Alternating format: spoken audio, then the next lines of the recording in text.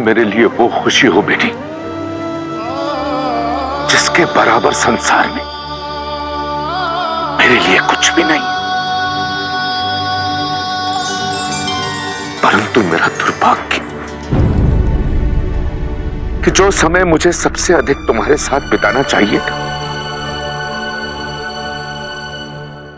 वो मैं नहीं हूंगा। जब तुम रोओगी तो तुम्हें सीने से लगाने के लिए मैं नहीं हूं। चलते चलते जब तुम गिर पड़ोगी तो तुम्हें उठाने के लिए भी मैं नहीं हूंगा।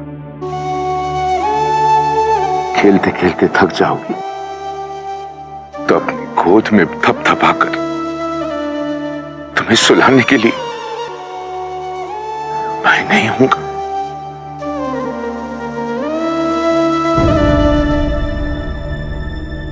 मैं तो ये भी नहीं जानता बेटी कि मैं लौट के कब आऊंगा। तेरी बचपन की अटखेलियां देखना शायद मेरे भाग्य में नहीं लिखी।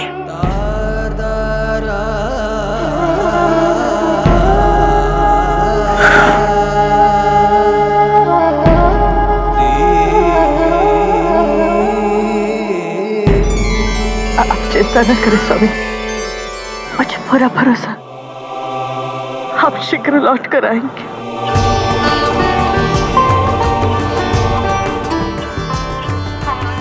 महाराज हिमावन, आपकी गोद में तो साक्षात मां आदि है। आपका और आपके परिवार का कोई क्या अहित कर सकता है।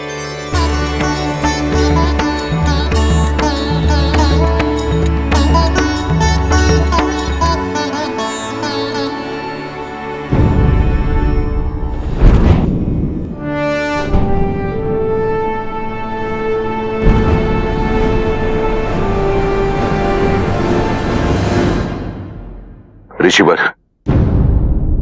प्रस्थान के लिए आज्ञा दें।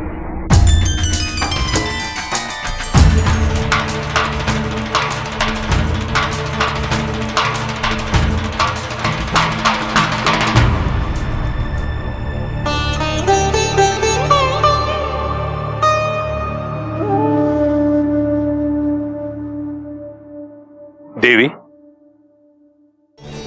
अब हमें भी आश्रम के लिए प्रस्थान करना चाहिए। आइए।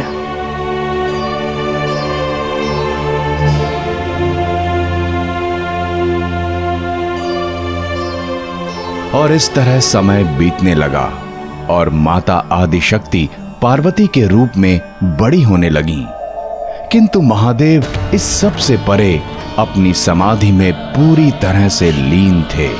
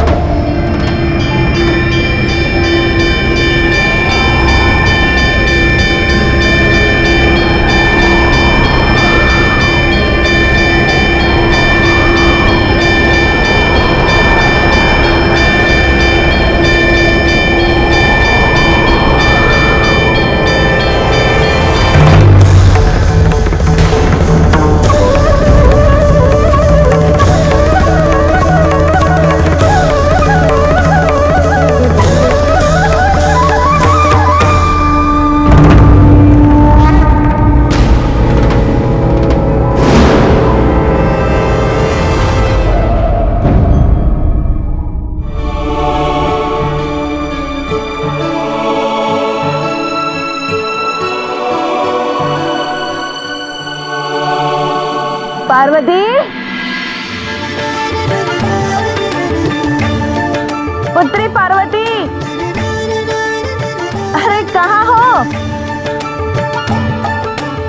पार्वती, पार्वती, कहाँ चली जाती है पार्वती?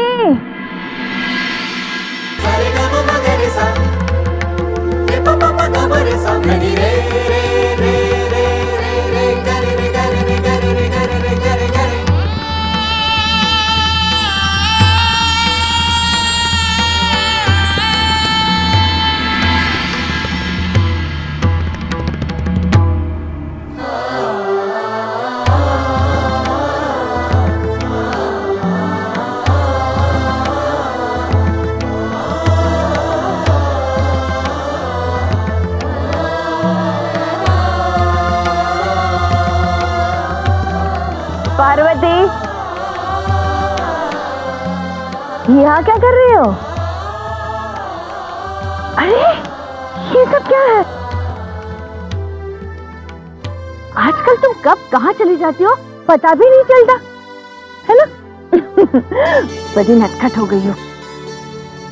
देखो, ये देखो।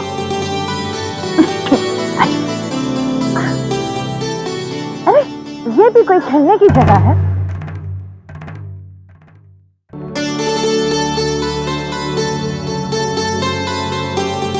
प्रणाम ऋषिवर। देवी, यही तो बाल्यावस्था है और ऐसी लीला देखना तो बड़े सौभाग्य की बात होती है। ऋषिवर, दिन भर यही कार्यक्रम चलता है कि पार्वती कहाँ है, पार्वती कहाँ है। मैं तो ये सोचती थी मेरी अन्नपुत्रिया अत्यंत चंचल थी, परंतु पार्वती तो इन सबसे भी चंचल है। इसे देखा, फिर ओझल हो गई। पार्वती,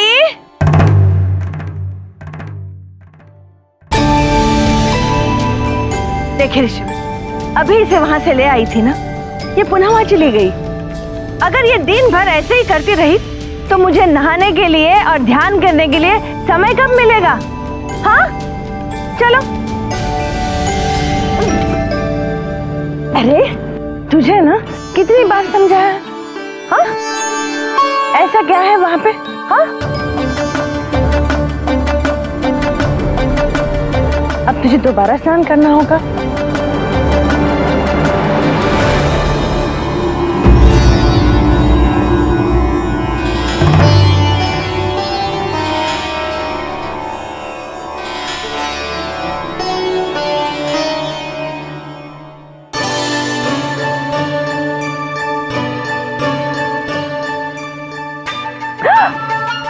अरे पार्वती, ये क्या किया?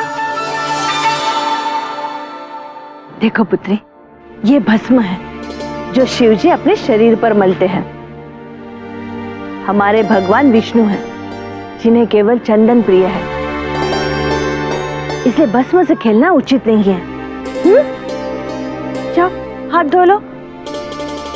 अरे ये देखो, ये क्या किया तुमने? सारा भस्म अपने मुख पर लगा लिया। तुम ना बस मेरे काम बढ़ाती हो। अब मुझे दोबारा चंदन घिसना पड़ेगा। यहाँ देवी, आप बिल्कुल चिंता ना करें। भगवान विष्णु की सेवा हेतु चंदन का लेप मैं बना दूंगा।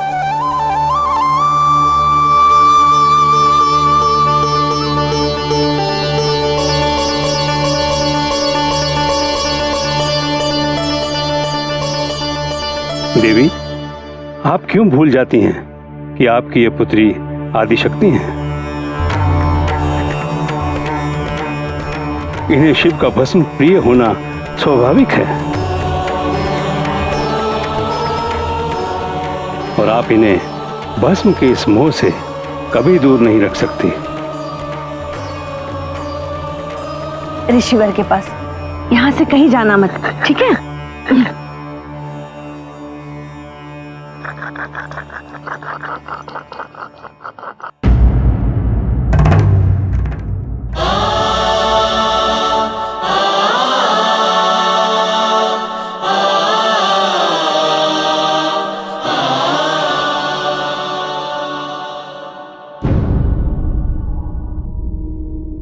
अरे पुत्री पार्वती, देखी ना ऋषि दर्शी जी, अभी अभी देवी मैनावती ने यहां बिठा के गई थी, ये पुनः वहां चली गई। इस बार उन्होंने देख लिया तो बहुत क्रोधित होंगी।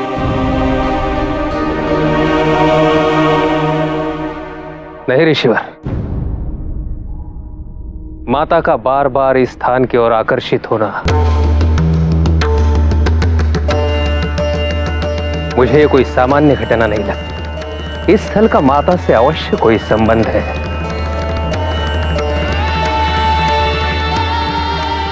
जिसे हम समझ नहीं पा रहे हैं। माता की ये व्याकुलता स्पष्ट संकेत है कि वहां कुछ है। अवश्य।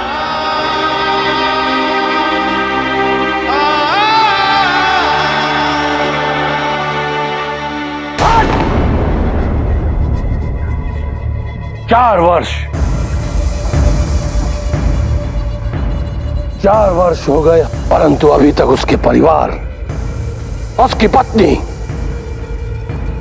उसकी पुत्री पार्वती के विषय में कुछ भी नहीं पता चला। क्यों? क्या मेरे गुप्तचर सुस्त हो गए हैं, या फिर असुरों के हित में सोचना छोड़ दिया है तुम लोगों ने? कारण कुछ भी हो, परंतु मूल परिणाम यह है कि तुम सब के सब असफल होकर लौटे हो। असफल, और असफलता तारकासुर को स्वीकार नहीं है। ठहरो तारकासुर, पार्वती का पता लगाना इतना आसान कार्य नहीं है। उसके लिए समय लगेगा, इसलिए अपने क्रोध पर नियंत्रण रखो।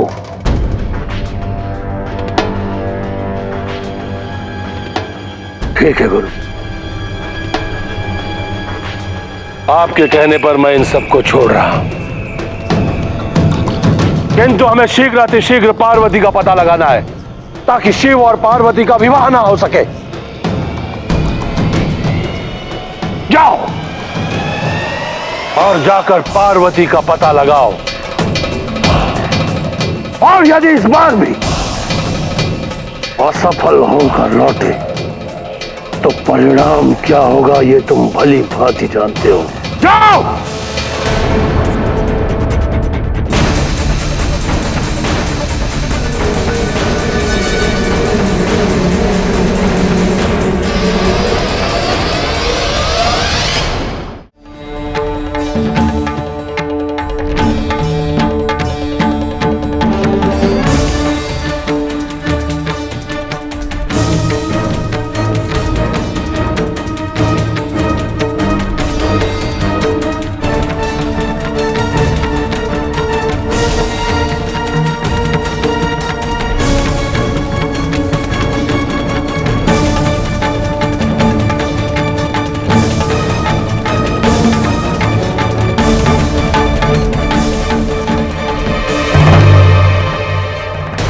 गुरुदेव, मेरी कुदाल फंस गई है। यहां पे अवश्य ही कुछ है।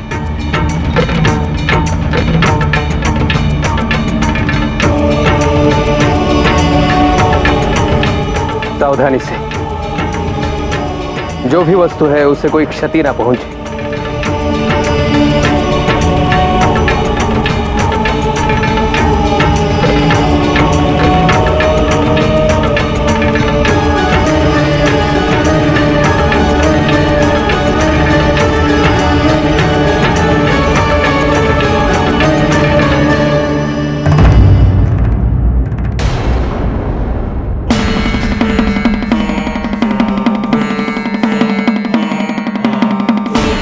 गुरुदेव, यहां तो डमरू है। डमरू?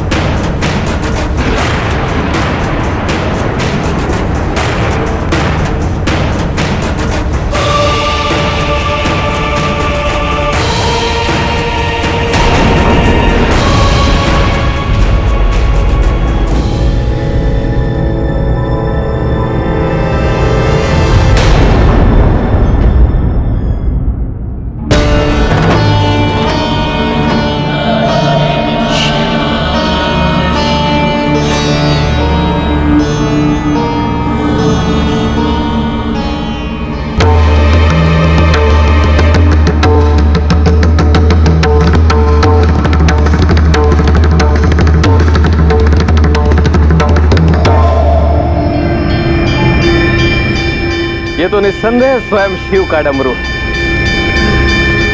ना जाने कब और किस कारण से यहाँ आ पहुंचे। इसे तो स्वयं शिव के सिवाय और कोई नहीं उठा सकता।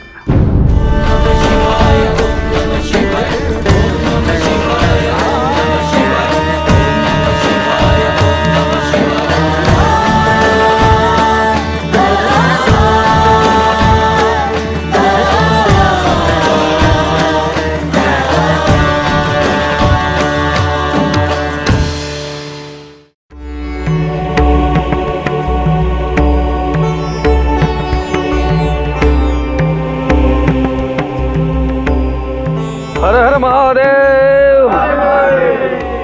शुरू कीजिए।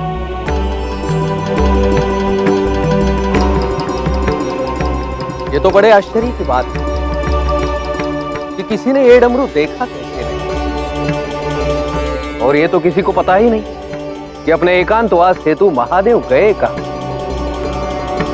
उनसे पृथक होकर इस डमरू का यहां तक आना अद्भुत।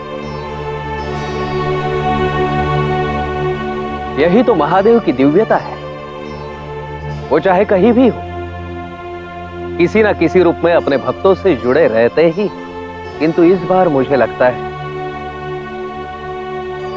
कि ये डमरू केवल उनके भक्तों के कारण ही यहां तक नहीं आया है।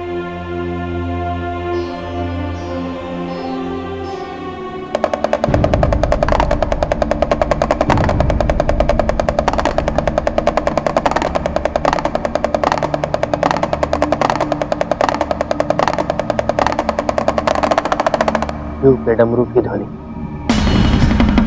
कदाचित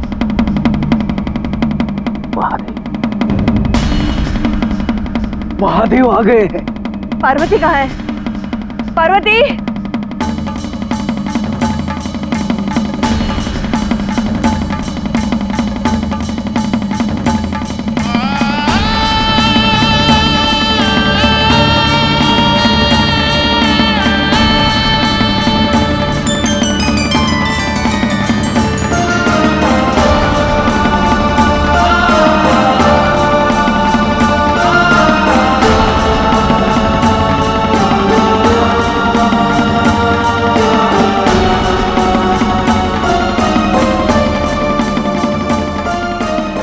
असंभव।